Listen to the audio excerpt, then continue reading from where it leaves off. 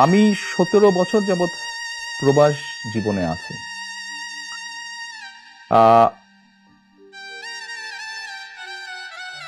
111 তথাকথিত 111 সরকারের সময় যেই শারীরিক নির্যাতন আমার উপরে হয়েছিল, তারপরে চিকিৎসার জন্য আমি এই দেশে আসি। আমি যখন এখানে আসি, আমার ভাইকে আমি রেখে এসেছিলাম, ছোট ভাইকে।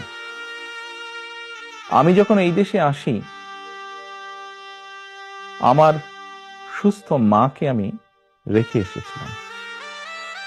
একটি ঘর রেখে এসেছিলাম, যেই ঘরে আমি এবং আমার ছোট ভাই বড় হয়েছি, যেই ঘরে আমার বাবার স্মৃতি ছিল, যেই ঘরে আমাদের দুই ভাইয়ের সন্তানরা জন্মগ্রহণ করেছিল, যেই ঘরে আমার মায়ের বহু স্মৃতি ছিল, সেই স্মৃতিগুলোকে ভেঙে চুরে ধুলায় মিশিয়ে দেওয়া হয়েছে। যে ভাইকে আমি রেখে এসেছিলাম, সেই ভাই এখন আর নেই। যেই সুস্থ মাকে রেখে এসেছিলাম, সেই সুস্থ মা এখন সুস্থ নেই। শুধু অসুস্থই নন, ওনার উপরে মানসিক এবং শারীরিক নির্যাতনও করা হয়েছে। আমি আমার পরিবারের যে কাহিনী আপনাদের সামনে তুলে ধরলাম,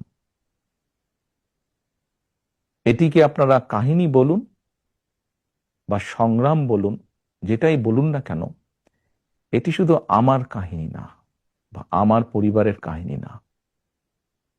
এরকম কাহিনী বাংলাদেশের শত না হাজার হাজার পরিবারের, বা যেই পরিবারের বাবা, যেই পরিবারের ভাই, যে পরিবারের স্বামী, তার ঘরবাড়ি ধ্বংস করে দেওয়া হয়েছে, হ্যান্ডকাফ পরা অবস্থায় হাসপাতালের বারান্দায় মারা গিয়েছে, তা না হলে হ্যান্ডকাফ পরা অবস্থায় জেলের ভিতরে মারা গিয়েছে, সহায় সম্পত্তি ধ্বংস করে দেওয়া হয়েছে। এই সকল অন্যায়, এই সকল হত্যা, এই সকল নির্যাতনের জন্য যারা দায়ী, যারা এসবের হুকুম দিয়েছে, তাদের প্রত্যেকের বিচার হতে হবে। এটি প্রতিশোধের কোনো বিষয় নয়, এটি ন্যায়ের কথা, এটি আইনের কথা। অন্যায় হলে তার বিচার হতে হয়। কার সম্পর্কে কি মনোভাব, সেটি গুরুত্বপূর্ণ নয়। এখানে একটা বিষয় আলোচনায় এসছে যে যারা অপরাধী তাদের বিচার হবে, কিন্তু দল হিসেবে আওয়ামী লীগ তাদের রাজনীতিতে অংশগ্রহণ করতে পারা না পারার প্রশ্ন। বিএনপিরও অনেক নেতা অনেক সময় বলেছেন যে কোনো রাজনৈতিক দলকে নিষিদ্ধ করার পক্ষে তারা নন। তো এখন নির্বাচনও সামনে আসছে, ফলে আওয়ামী লীগ রাজনীতি করতে পারবে কি পারবে না সে ধরনের একটা প্রশ্ন আসছে। তো সেই জায়গাটাতে বিএনপির কি অবস্থানটা হতে পারে? দল হিসাবে তারা যদি অন্যায় করে থাকে, তাহলে দেশের আইন অনুযায়ী তার বিচার হবে, দেশের আইন সিদ্ধান্ত নেবে। তার মানে এটা আদালতের বিষয় বলে মনে করছেন? দল হিসেবে যদি অন্যায় হয়ে থাকে তাহলে তাই হবে। সোজা কথায় অন্যায়কারীর বিচার হতে হবে, তো সেটি ব্যক্তি হোক, সেটি দলই হোক। যারা জুলুম করেছে তাদের তো বিচার হতে হবে, সেটি ব্যক্তিও হতে পারে, সেটি দলও হতে পারে। আপনি ব্যক্তিগতভাবে কি মনে করেন, আওয়ামী লীগের কি বাংলাদেশের রাজনীতিতে থাকা উচিত নাকি না? আমার মনে হয় আপনার কোনো কোনো প্রশ্নের উত্তরে আমি মনে হয় বলেছিলাম যে আমরা রাজনীতি করি জনগণের জন্য। আমরা বিভিন্ন সময় আমরা বিশ্বাস করি এবং বিভিন্ন সময় আমরা বলিও, আমরা বিএনপি আমরা যারা করি আমরা বলিও যে আমাদের রাজনৈতিক সমকল ক্ষমতার উৎস জনগণ। আমি দৃঢ়ভাবে বিশ্বাস করি এবং বিশ্বাস করতে চাই, যে দলের ব্যক্তিরা বা যে দল মানুষ হত্যা করে,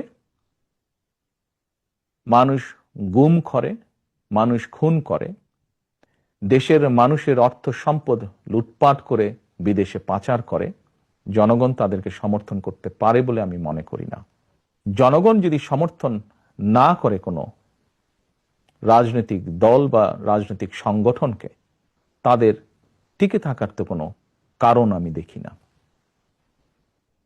যেহেতু জনগণের শক্তিতে আমরা বিশ্বাস করি, জনগণের সিদ্ধান্তে আমরা বিশ্বাস করি, জনগণের সিদ্ধান্তের উপরে আমরা আস্থা রাখতে চাই, এই বিষয়ে সবচেয়ে বড় বিচারক আমি মনে করি জনগণ। বিএনপির ভারপ্রাপ্ত চেয়ারম্যান তারেক রহমানের সাথে বিবিসি বাংলার সাক্ষাৎকারের এটি ছিল প্রথম পর্ব। দ্বিতীয় পর্বটি পেতে নজর রাখুন বিবিসি নিউজ বাংলার ইউটিউব চ্যানেল এবং ফেসবুক পাতায়।